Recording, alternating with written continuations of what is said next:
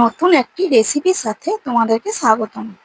আজকে শেয়ার করব আলু দিয়ে মাছের ডিমের বড়ার ঝোলের রেসিপি। অনেকেই আছেন মাছের ডিম খুবই পছন্দ করেন।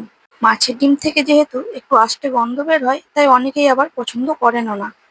তবে এইভাবে একবার মাছের ডিম রান্না করে দেখুন, খেতে খুবই টেস্ট হয় এবং মাছের ডিমগুলো খুবই সফট হয়। তাহলে দেখে নেওয়া যাক আজকে এই মাছের ডিমের ঝোলের রেসিপিটি। সম্পূর্ণ ভিডিওটি ভালো লাগলে লাইক, শেয়ার এবং সাবস্ক্রাইব করার অনুরোধ রইল। রান্নার জন্য এখানে নিয়েছি 200 গ্রাম রুই মাছের ডিম। ডিমটাকে ভালো করে ধুয়ে নিয়ে জল ঝরিয়ে নিয়েছি। মিডিয়াম সাইজের 3টে আলু জলে ধুয়ে কেটে নিয়েছি, আর একটা পেঁয়াজ কেটে নিয়েছি, আর একটা টমেটো কেটে নিয়েছি।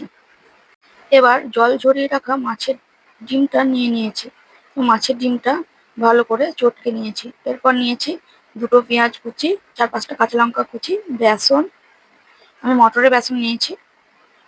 তো মাছের ডিমের মধ্যে অল্প বেসন দিয়ে দিলাম। তারপর অল্প হলুদ গুঁড়ো আর স্বাদ মতো লবণ দিয়ে দিলাম। কেটে রাখা পেঁয়াজ কুচিগুলো, কাঁচা লঙ্কা কুচিগুলো দিয়ে দিলাম সব।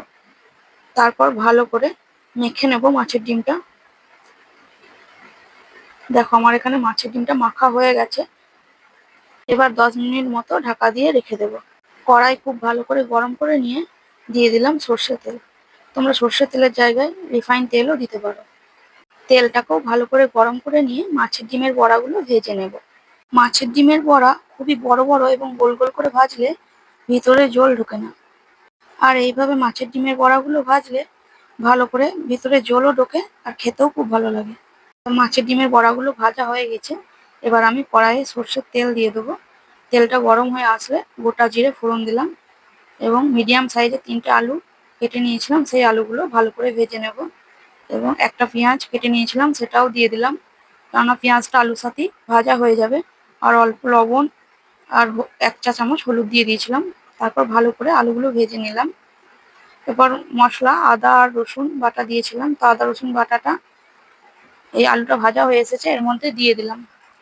আদা রসুন বাটাটা ভালো করে নেড়ে চেড়ে ভেজে নেব। তারপর দিয়ে দেবো 1 চা চামচ হলুদ, 1 চা চামচ জিরে গুঁড়ো, 1 চা চামচ লঙ্কার গুঁড়ো এবং একবার নাড়াচাড়া করে অল্প জল দিয়ে দেবো। তারপর ভালো করে মিশিয়ে নেব। তারপর মাছের ডিমের বড়াগুলো একটা একটা করে দিয়ে দেব।